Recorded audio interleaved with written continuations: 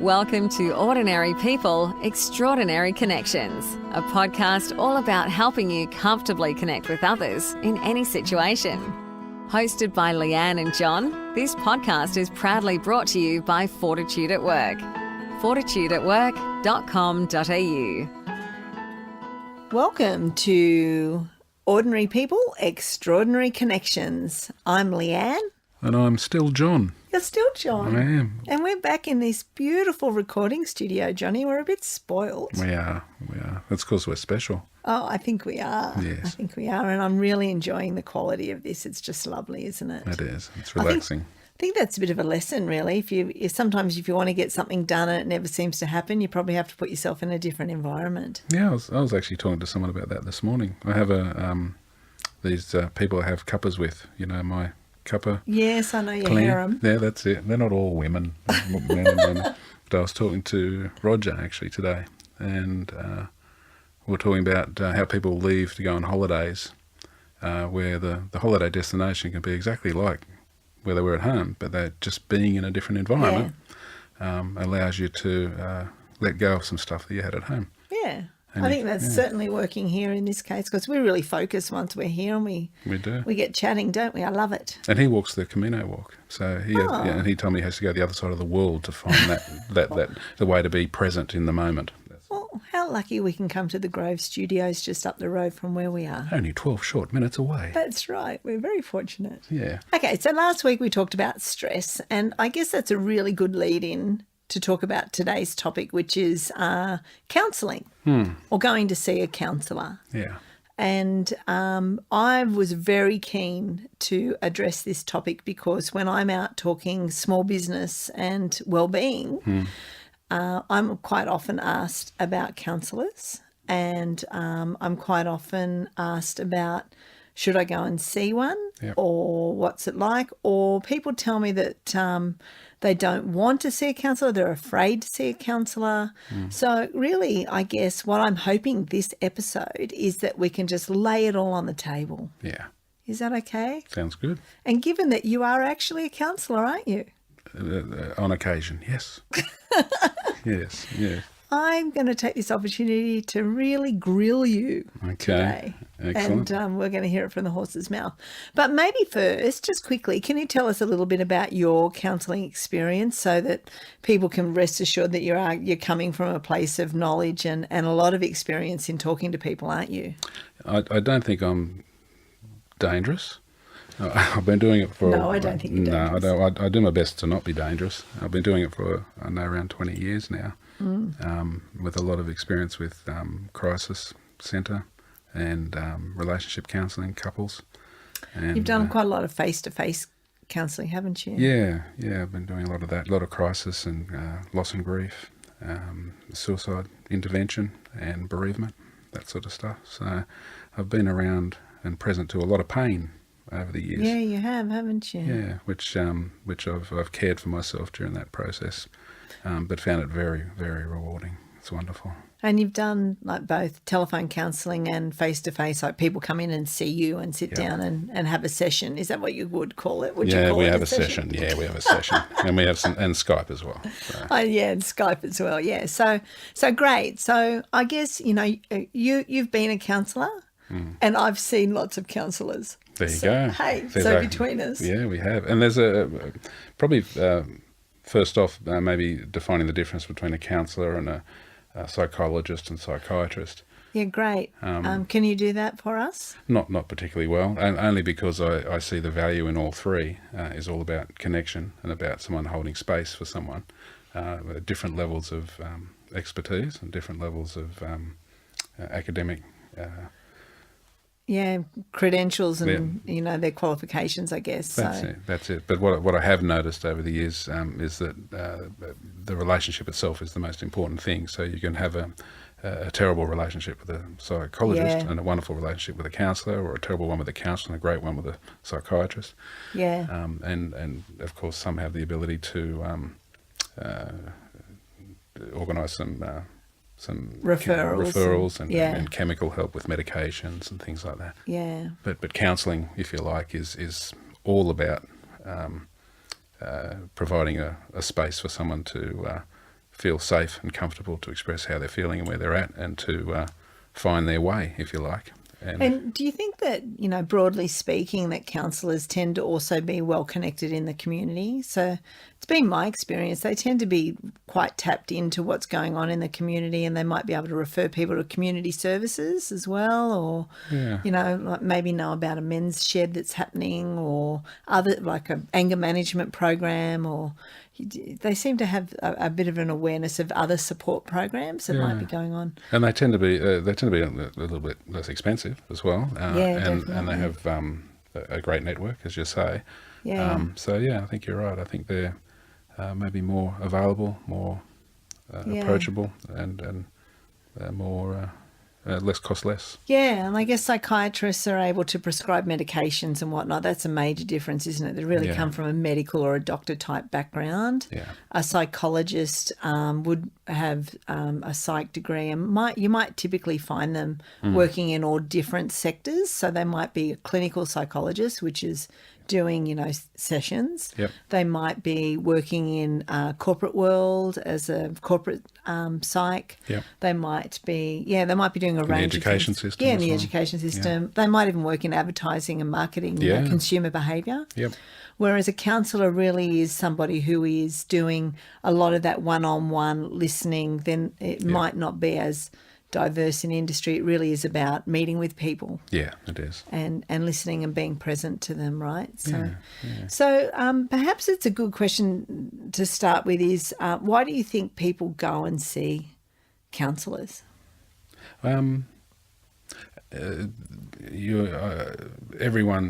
Life. You can tell me, Johnny. Yeah, I can.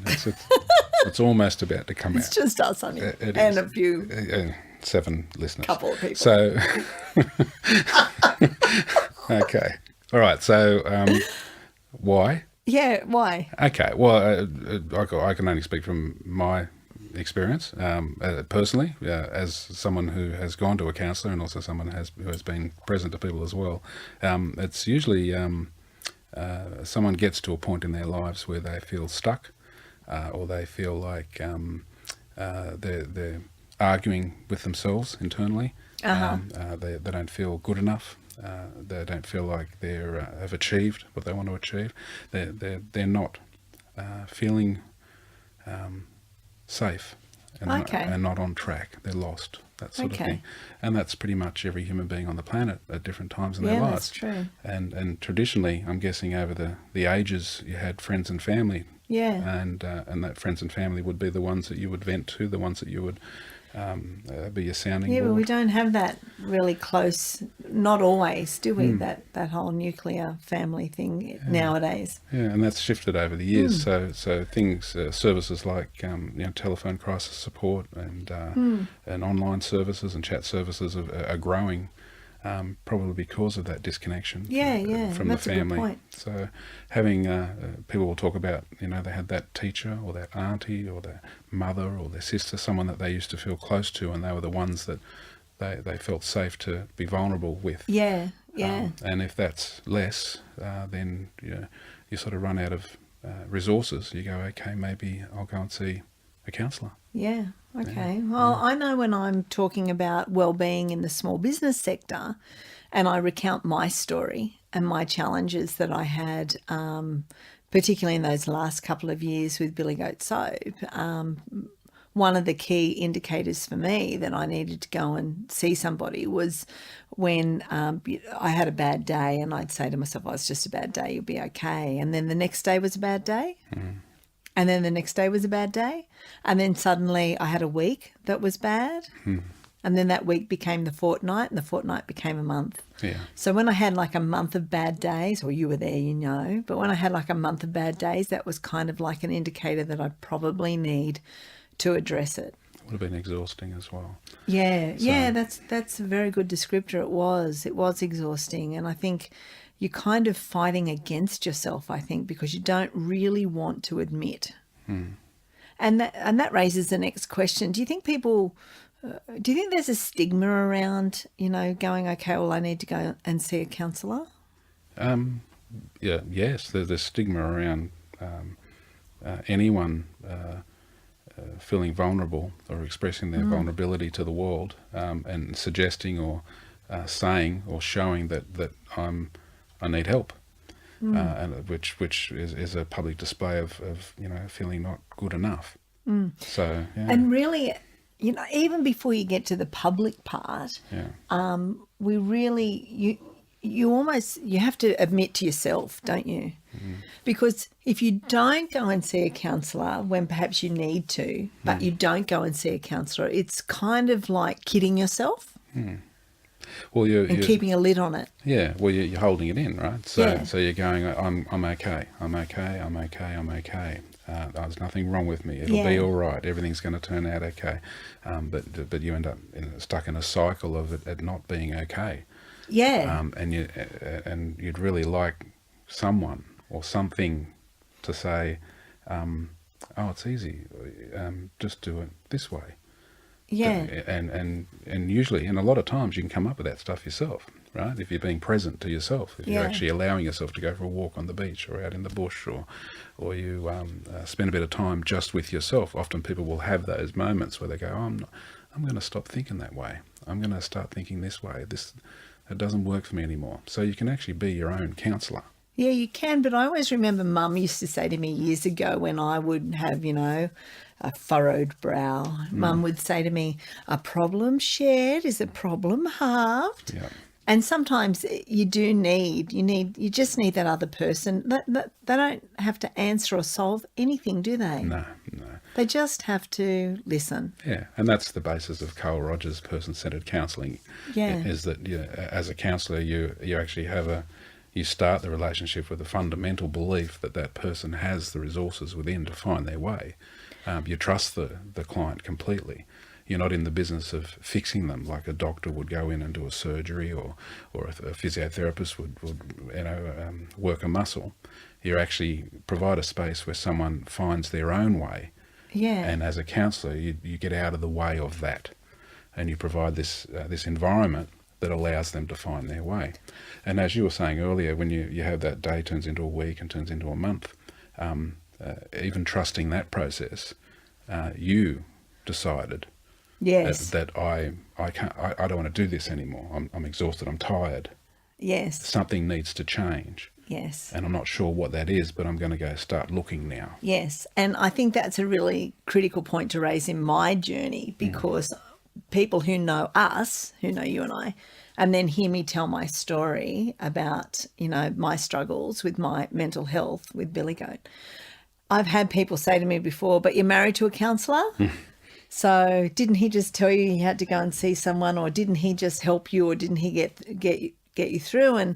And I'll often say to them, well, in fact, it wasn't John's job. Yeah. That can't get it. It wasn't Jobs John. It wasn't Jobs John. Yeah. To fix me. No. It was John's job, really. Well, it wasn't even his job, but he did it so beautifully. Was he kept me safe because I needed to be the one to make the decision. Yeah. If you force, you can't force someone to go, can you? No. You can't do that. No, there's a leading a horse to water. Yeah, that's right. You might say you go and see someone, go and talk to someone, but ultimately they have to make the choice because they have to choose to listen. Yeah, and participate. That's right. And I trusted you. Yeah. And you've provided a safe place for me as your partner for the times when I'm doubting myself and times when I feel lost. You're not in the business of fixing me. Yeah, that's right. You're in the business of keeping me safe while I find my way. Yeah, that's exactly right. And I think that you did that really well. And I had to, as you've said, I had to make that choice myself to go and get some help. And that's a pretty brave step. I think we have to acknowledge that. For anyone who says, listen, I'm going to go talk to a counsellor, or I'm going to go and get, have an ear to listen to me, that's a really brave human being there. It is. That makes that decision. And that's a really admirable human being too, I think. That's somebody that I admire a lot, because the biggest investment we can ever make is in ourselves for the good of the world. Yeah, absolutely. And as we said in the crying episode, the value in release. Yeah. And the value in purging your pain is huge. Yeah. And you just really want a safe place to do that. Yeah. And as you said, as we were saying before, the stigma around that is that people will go, I'm okay, I'm strong, where it's counterintuitive, right? And that is, you say, a strong person doesn't cry, a strong person doesn't talk about their feelings. That's exactly right. When in fact the courage you just talked about is it's a strong person that cries. Yeah. And it's a strong person that has the courage to talk about their feelings and to be vulnerable. And Brene Brown is amazing explaining that. Yeah, I agree completely. You're listening to Ordinary People, Extraordinary Connections. Do you want to spread the word in your workplace, community, team or school? We're available to speak at your event or deliver customised training. Visit fortitudeatwork.com.au for more info. So, okay, so you've gone, okay, well, I probably need an ear, somebody to listen to me. And where do you go from there? Where do you find counsellors? Like, how do you know? Have you got any thoughts around? Oh, look, you know, I'm a salesperson, so I have to say you can always look at our website, of course. But that's not the fortitudeatwork.com.au. Yeah. But that's actually not the purpose of why we're talking about this. Generally, where would you find a counsellor, John? Well, these days, Yeah. and I'm sounding like an old person. In the old days, you'd ask your friends, or you'd look it up in the yellow pages. But now the resources on the internet are just incredible now. Yeah, because you don't have to do face-to-face counselling anymore. No, you can do chat, you can do via email, you can do via Skype. You can find you can do a search on a counsellor based on suburb and postcode. And there's even resources now on the internet where you can pick the feeling or the issue, and they'll find and match you, just like in a dating website. They'll match you with a counsellor. Okay. So it doesn't take a lot of effort. But having said that, most people that are actually in their pain are feeling could be feeling hopeless and helpless, Right. And not in a position to make those decisions, or even to go to have the Yeah, good energy point. to look. So your GP. GP's a great idea. GP will have a few people. You've got Beyond Blue, and you've got Lifeline. Yeah, 131114. That's it. So there's plenty of resources for people who are willing to say and brave and strong enough to say, I think I might like to talk to someone about this. Yeah. Certainly Lifeline, that's you can always pick up the phone and talk to a counsellor on the phone at any time. Yep. Beyond Blue have their online services, beyondblue.org.au, and you can chat online there. Yeah. For younger people, there's resources like Headspace and Reach Out, and so there's usually, community centres will often have financial counsellors and general counsellors, hospitals as well. Yeah. Will have counselling services. So they are around to be found, aren't they? Which is fantastic. And I guess that leads to the next question, or my next observation around how important it is to find somebody who's tuned in to you, really. And perhaps I can tell my story around this, and why I'm so passionate about this is because when I did finally pluck up the courage to go and talk to somebody, and obviously, yes, I'm married to a counsellor, but I probably needed an independent person to go and speak to at the time. I went through a couple of psychologists and a couple of counsellors trying to find the right person, and that in itself took quite a lot of courage, because I went to the first counsellor thinking this person is the expert and this person is going to fix me. Yeah. And what happened was I would come out of those sessions feeling worse than when I went in. And I think you described it really well, was when you're already stressed or suffering from anxiety or depression, your thinking becomes clouded and it's more difficult to overcome, muddled thinking. And I would come out of those sessions thinking I just have to persist and we'll get through. But in fact, after 2 or 3 sessions with those counsellors and not feeling any better at any time, then I had to work up the energy and the courage, once again, to go to a different counsellor. To keep looking, keep Yeah. going, not give up. Yeah. And I think out of my whole process, that was the thing that I learnt the most, is if you go to a counsellor and you don't like them, it's actually okay to stop going to them. Yeah, absolutely. Yeah, it's like looking for a coat. Yeah, you want to find the one that fits right, the one Yeah. that you feel good in. Yeah. Yeah, and I was going to say, sadly, if you go to a counsellor and you have an experience of they're no good, they didn't help, I'm not going to do that. And you go back into your darkness or your fears, and you spend more time being stuck and in fear. There's two ways to look at that for me, and one is that you go, okay, that's a shame that I didn't persist to keep trying to find a counsellor that was a good fit.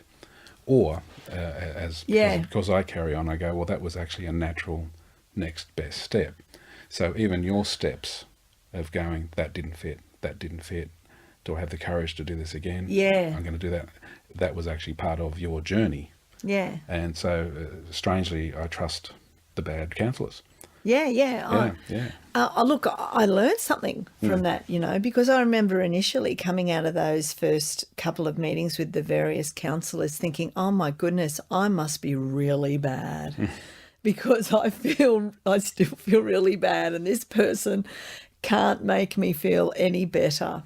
And not that now I understand that they're not responsible for how I feel. I'm responsible for that. But they are a springboard to, reassessing my thoughts. That's it. And what thoughts I have. And when they're not providing that launch pad, I came out thinking I must be so broken that nobody can fix me. Wow. But in fact, I had to get that courage, as you've said, and that strength to go, hang on a second, they're just human. That's it.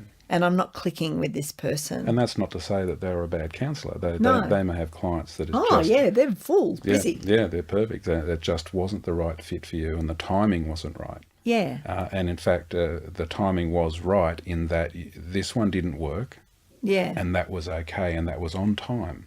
Yeah. And then you go to the next one. That's right. And then you go, okay, this is the right one for me for now. Yeah. Yeah. That's And exactly that's right. what happened, right? Yeah, that's right. In fact, I think back on it now, it was probably a bit like, the dating process. You got to date a few people before you meet the person that you want to be with for the rest of your life. Well, you kissed a few toads before you met Yeah, me, didn't that's you? right. So, Before I met the handsome prince, yeah, honey. that's it. So, so that was a good lesson that came out of that, is if it doesn't click with somebody, it's actually okay. Yeah. Go to someone else. Yeah, and once you make that incredibly strong and brave decision to want to speak to someone and to ask for help, if you like, and then to continue with that courage to find the right one and to be patient with that process. Yeah. Yeah. Yeah. And I think, that word's coming up a lot today, isn't it? Courage. Yeah. And I think that's probably one reason why we either shop around, or I shopped around for a counsellor, or I took quite some time going to get some help, was that I had a fear inside me initially that said, when I find the right person, or if I go and get help, they are going to open the floodgates deep inside the recesses of my soul that nobody ever sees, that will never be closed again. And I look back on it now and I understand that there was quite a number of months where I could have gone to seek help earlier, and you just patiently waited for me to find my way. And the reason I didn't do that was because I was so afraid of what I might unlock inside myself, and I would be so overcome with grief. You never stop crying. And pain that I would never stop crying. And so I actually waited a few months before going to the counsellor, when in fact I could have gone earlier, but I was afraid. Yeah, but once again, because I trust you completely, that was the pace that was right for you. So, and that fear is real, right? Because if you're holding pain, if you've got some sort of... you've had some childhood trauma, or you've had some fear that you've carried for a long time, to be that vulnerable in front of someone, to talk about that fear and that pain, and we're sort of built to avoid pain, right? So and there's a whole that's right. There's a whole pharmaceutical market Yes. And a whole bunch of things that help us avoid or manage Or numb. the pain. That's Yeah. right. So it is. It's like I'm going to put myself in harm's way Yeah. here, and it's going to hurt. So yeah, there's the courage. Yeah, that's exactly right. And what I've realised now, since I tell my story about going to see a counsellor, is that my fear about opening the floodgates and never being able to close it again is actually a shared fear. Yeah. I can't tell you the number of people that have said to me, "Oh no, I couldn't go and see a counsellor because there's not enough tissues in the world." Yeah. Yeah. You know, that would hold back my tears if I went and saw a counsellor, and that fear is shared, but I think, to be honest, unfounded. What do you think? Yeah. Well, I said, well, you understand the fear, right? Yeah. Okay. So and you're not alone. Yeah. You're not alone, and it's based on that fear is that I'm never going to stop crying. If I open the floodgates, it becomes a waterfall. Yeah. And I'll never come out of that. Right. Yeah. And I was listening to something yesterday about people's fear of revisiting childhood trauma, and that is that they don't want to relive the trauma because the trauma was incredibly painful, and it was that those events are huge. Yeah. And it was explained to me, and I thought it was a wonderful way to put it, and that was you don't have to relive the pain. You're just reviewing. Right. You're reviewing. It's like watching a TV show of the trauma. Yeah. So you don't have to go back and relive the pain. You just go back and review the pain and how that's affected you and how it affects your life still. Yeah. And simply by reviewing and talking about and venting what it was like to be in that situation is the key, right? Because every word and every tear that comes out of your body is another bit of pain that you're not carrying anymore. Yeah, I agree. And that's really how it worked for me. That's exactly how it worked for me. There was a lot of tears and there was a lot of pain initially, but it was like I expelled them. Yeah. And by being able to rid them, purge them from my body, that's I enlightening. didn't carry it then. Yeah. It was like I was able to leave it behind. Yeah, and in the world of being impatient, if a person is carrying that pain and it's affecting their life or their relationships or their professional careers, they're carrying a fear in their body, and say that equals 728 tears. Right. Why not get them started? Yeah, that's right. Why not? Yeah. Go to a session and go, wow, I've just dumped 322. There you go. Yeah. I've only got 400. I'm going to 54. There you go. Oh, well done. I don't know. Yeah, That's great. right. We'll listen to that later. We will check the math on that. So alleviating it, venting it, and every tear and every word about your fear or your pain is releases it from your body. Yeah. I'm that's exactly my experience. That's what happened for me. So tell me, what would someone expect if they were going in to see a counsellor for the first time? What might it be like? What would the counsellor say to them initially? You know, what is it daunting? Is it scary? That's all the counsellors that I know are in the business of caring for people. Yes, I know a few of your friends. They're all lovely people. Aren't they just? Yeah, funny about that. They're not a bad bunch. So, and they're in the business of compassion. They're in the business of connecting and compassion. So they want to provide an environment or a space where you feel safe and comfortable. And not judged. Yeah, unconditional, positive regard. Which is unconditional positive regard. Yeah, that's it. So they will trust you and your pace. Now they'll have some standard stuff in the industry. They'll talk about checking on suicide to see how much pain you are actually in. Okay. They'll probably do some genogram work to work out where you sit in your family. Oh, okay. With your daughter, brothers, husbands, yeah, fathers, just to get an idea of where you sit in your family. What about confidentiality? They'll talk about confidentiality and the limits to that, of course. So they'll say that everything that is said in the room stays in the room, and then they'll tell you about the exceptions around that, which is around suicidal thoughts, or if they're in a position where they might harm themselves or someone else. And that is they have a limit to that confidentiality. but it's always in the best interest of the person you're sitting across from. And if you explain that well, then that still provides that safe place. Yeah, good. And I think that notion of confidentiality is really important because, look, we don't live in an overly tiny town, but we still live in a place where everyone knows everybody, don't they, really? Yeah. So you'd want to think that if you're going to see the counsellor and you're going to really be vulnerable and let it all out, that stays within. You'd want to feel safe. Yeah. In that agreement. So that's kind of a given, isn't it, really? Yeah, absolutely. And then, how long would a typical session go for, John?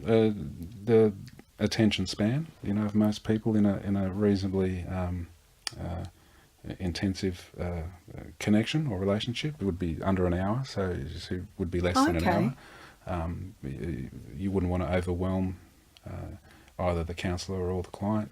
In that situation, you'd want to be able to, as you said in the first session, you'd want to. That would be all about connecting. It would be about asking about what the client's hoping to achieve, what their goals are. Oh yeah. And what they're hoping for from the session and any future sessions.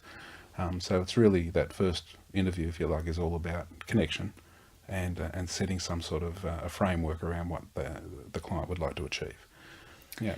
And typically, would the client be doing more talking than the counsellor? Yep. Two ears, one mouth.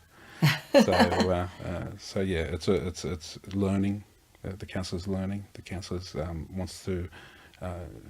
For me, the bottom line, if you like, is to get an idea of what it's like to be that person in this moment, and what it is that what their hopes are and what their fears are. And I think you touched on it earlier about creating a really safe environment so that it is okay to disclose and discuss, anything that you want to within that session, isn't it, really? And you trust that pace as well. So, So a person, everyone's different, and it takes time for people to feel safe. Yeah. So a first session may be just about getting to know the person, and also for the client getting to know the counsellor. There are boundaries around self-disclosure, but you want to feel safe with these other human beings. So you want to feel like this is someone that I feel okay to spend time with. And is there a set number of sessions or a meeting? Should you meet once a week, or does it matter, or does it just depend on the individual? There's the government have these 6-session things that they sort of hand out through Medicare or something, isn't it? Yeah, so someone somewhere in a meeting decided to write that down, but in reality it's based on the relationship and where the person's at. And as I said before, in trusting your journey, you may have someone that comes to a session and they're just testing the relationship to see whether it's going to work for them, and that may be their first and last session with you. And with that counsellor. Or they go, no, this is okay, but I don't feel quite safe enough to talk about my fear just yet. And you come back in a week or 2 weeks. You sort of leave that in the hands of the client and say, when would you like to meet next? And then maybe talk about any homework, about stuff that was discussed in the session between now and that time.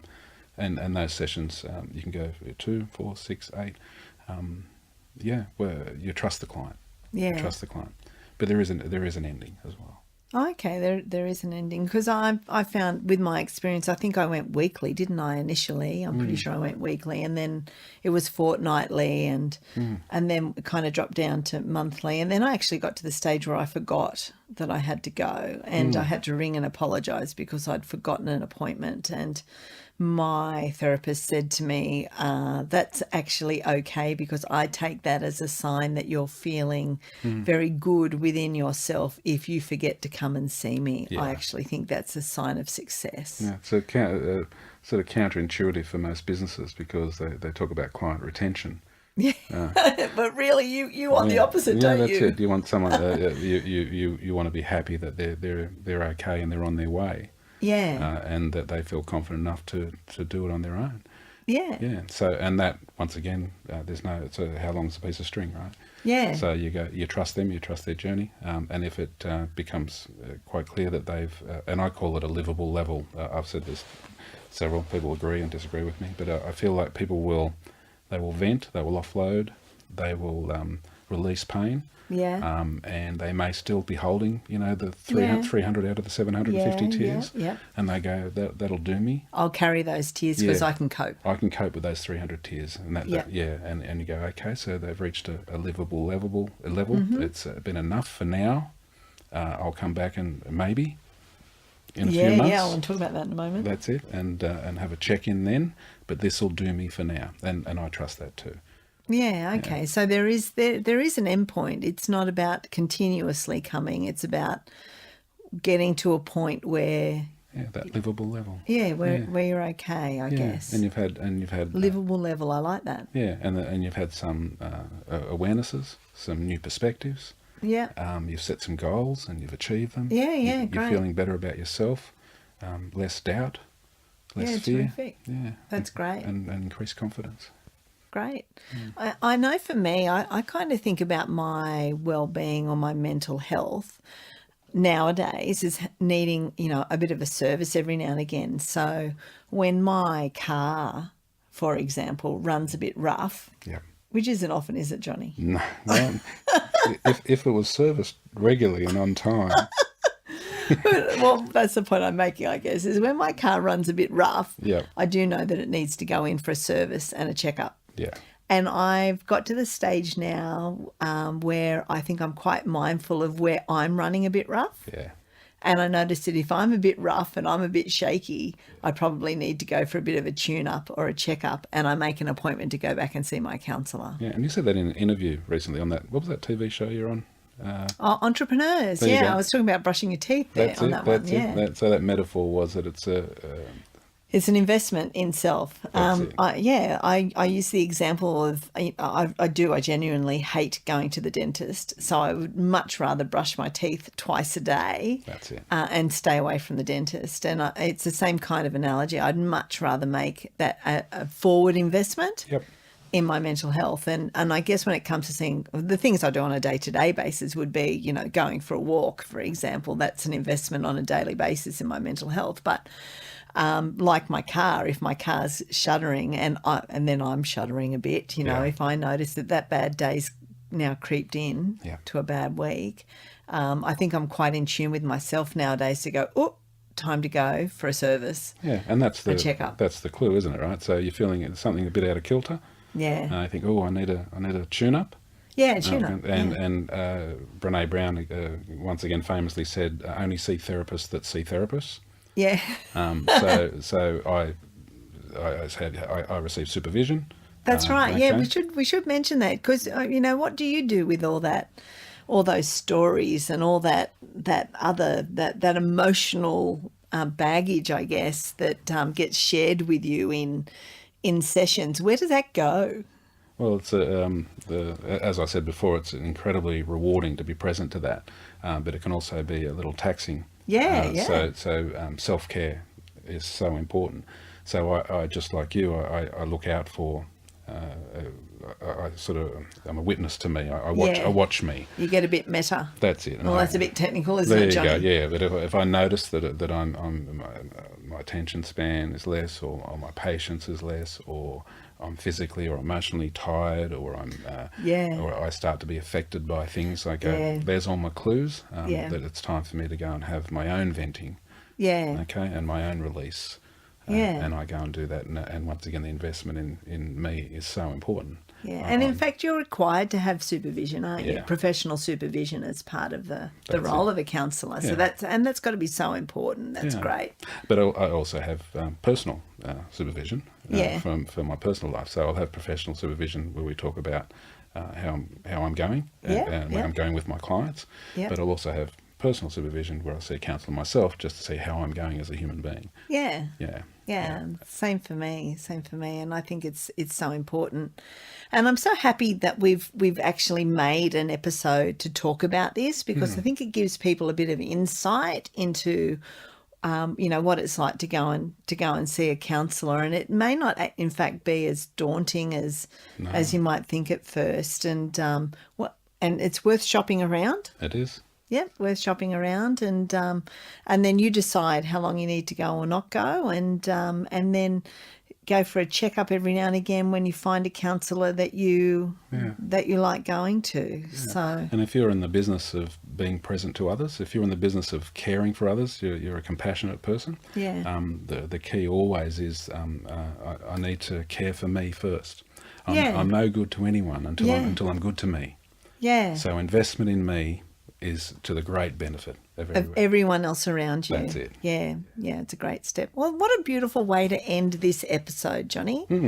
Okay. On an investment in self, hey? Yeah, that was fun. It was fun. Well, thanks, everyone. We'll be seeing you next week. Bye. Bye.